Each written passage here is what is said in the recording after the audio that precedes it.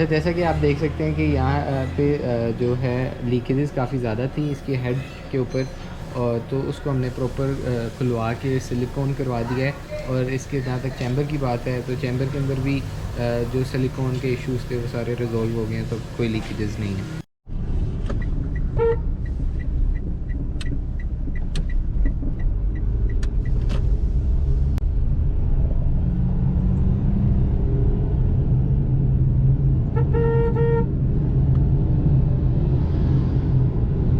वो जल्दी स्पीड कम कर रही है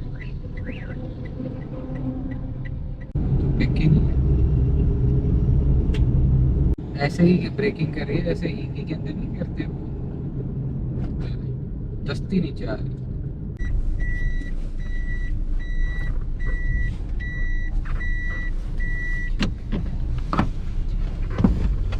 ये तो एसी के बगैर है, एसी के साथ तो और बैठ जाती है।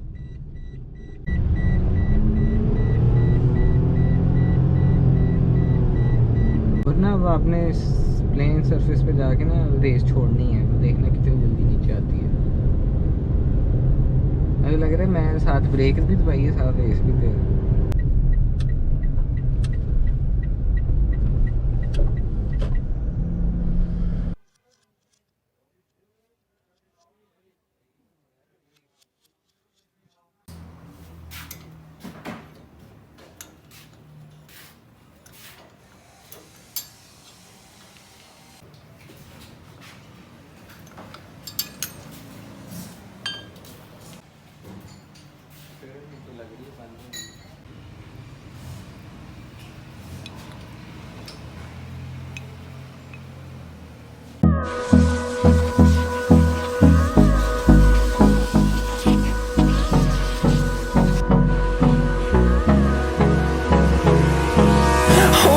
Close till I get up.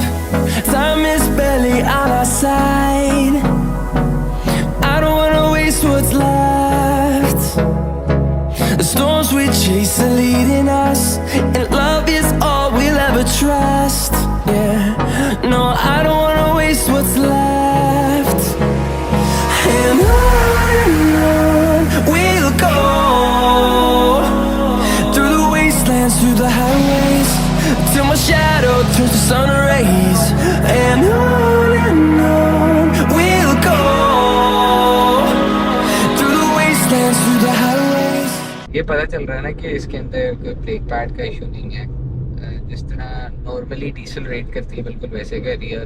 जो पहले था वो अब नॉर्मल था। जो ब्रेक पैड्स अभी डलवाए थे ने उनकी फिटमेंट में कोई इशू था, तो वो रोटर्स के साथ लग रहे थे जिसको तवा भी कहते हैं। तो उसकी वजह से ये होता था कि वो बहुत जल्दी डिसलरेट हो रहा था, और पता चल रहा था हालांकि मैं ब्रेकिंग नहीं कर रहा था लेकिन फिर भी डिसलरेशन हो रही थी। और जो इनिशियल पिकअप थी वो भी काफ़ी एबनॉर्मल थी। बिल्कुल गाड़ी जैसे दब जाती है, और ऐसा लग रहा था कि मैं थ्रोटल भी दे रहा हूँ साथ साथ ब्रेकिंग भी कर रहा हूँ एट द सेम टाइम। लेकिन अब क्योंकि मुझे लग रहा था यही मसला है, तो मैंने अपने पुराने ब्रेक पैड जो डलवाए, जैसे ही वो डलवाए तो मसला मेरा हल हो गया। तो अब देखते हैं कि हमें ओरिजिनल साइज़ के इसके ब्रेक पैड्स मिलते हैं कि नहीं मिलते। तो ये पड़ेगा, इसका फायदा कोई नहीं है। व्हील ही जैम हो गया बिल्कुल ही। पहले आपने चेक किया होगा तो व्हील जैम था। हाँ जी, इसलिए ब्रेक फॉर ग्रिप कर रही थी। वही मैं कह रहा था कि ठीक है, आपको खुद ही पता लगेगा, चढ़ भी नहीं रही थी ऊपर गाड़ी, तो जा ही नहीं रही थी।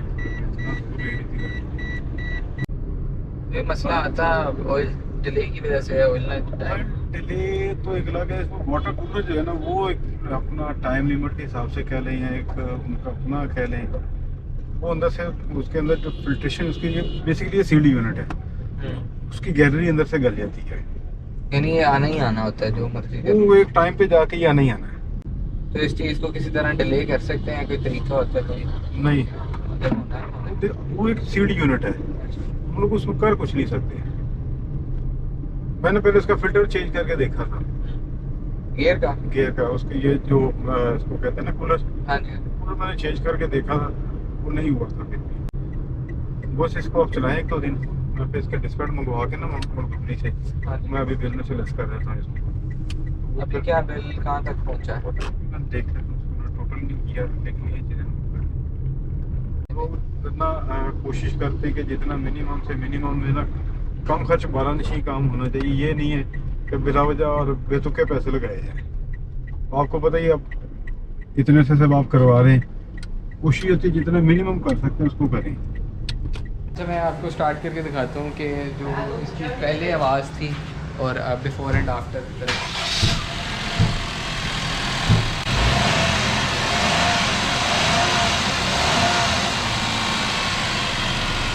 इसके अंदर लाइटों का भी मसला आ रहा था कि जो राइट साइड की लाइट थी उसमें मसला आ रहा था, वो नहीं चल रही थी।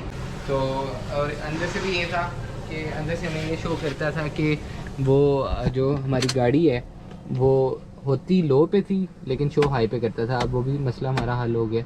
वो वायरिंग के अंदर कोई इशू था कटोट्स का, वो हमने सही करवा दिया। अच्छा, अगर हम इसकी कोस्टिंग की बात करते चलें तो जो हमारा मेजर कोस्टिंग थी वो था कि तो हेड असेंबली और गियर की फ़िटिंग वो 10,000 थी। फिर उसके बाद अगर आगे बात करते चलें तो फेसिंग और जितना भी लीफ वर्क था, खरादिए का काम, वो हमें कोस्ट किया 20,500। फिर उसके बाद आगे अगर बात करते चलें कि हेड गैस्केट की किट थी 1500। और अगर हम इसको देखते चलें बाद आया था सिलिकॉन ट्यूब, वो 1000 रुपीज़ की थी। फिर उसके बाद इसकी जो इंजन ऑयल और ऑयल फ़िल्टर, एयर फ़िल्टर और गियर बॉक्स हमने सबसे ज़्यादा कोस्ट किया जिसकी थी प्राइस 55,000। और फिर उसके बाद अगर आगे बात करें और गियर ऑयल वो था 13,500। और ऑल टुगेदर सारे छोटे मोटे काम मिला के 99,700।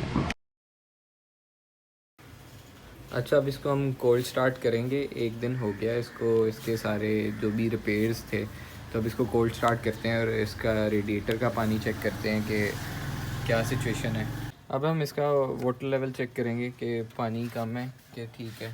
तो थोड़ा सा पानी कम लग रहा है, इसमें थोड़ा पानी ऐड करते हैं और इसको फिर स्टार्ट करते हैं। अब इसको हम टॉप अप कर लेंगे।